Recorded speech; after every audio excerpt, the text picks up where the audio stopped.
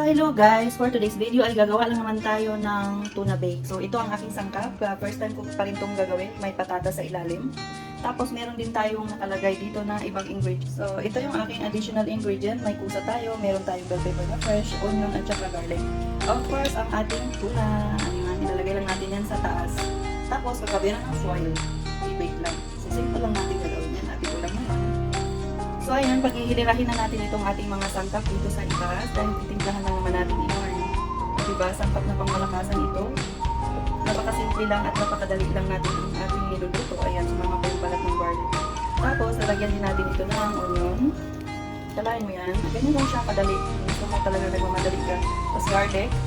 Tapos ilalagay na natin itong ating fresh bell pepper. Tapos ready na to, lalagyan lang natin ito ng salt and pepper at saka ibang condiments. So, ito na, lalagyan na natin ng salt ang ating gulay. Siyempre, para may lasa. Tapos, maglagay na rin tayo dito na, ayan, powder powder. Tapos, maglagay tayo ng magic sarap. Huwag natin pakita ang level kasi magtitino sa ating tea, alam mo na si Bossy. Bawal na natin gamitin yung yung salitang grandfather kasi meron nang nasampulan.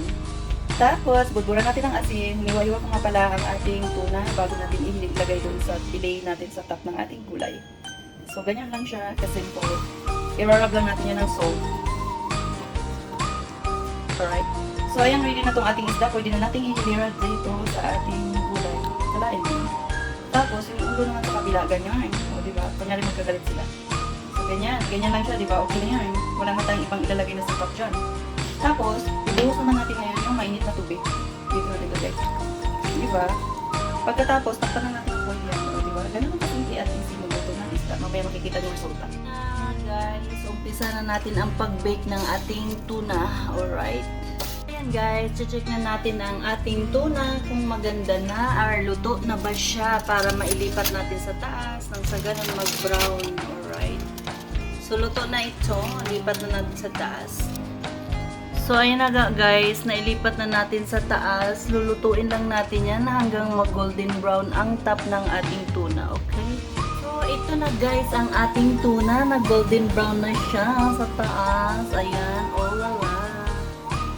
Diba? Yan na yung ating tuna for today's video. Tapos na tayo magluto.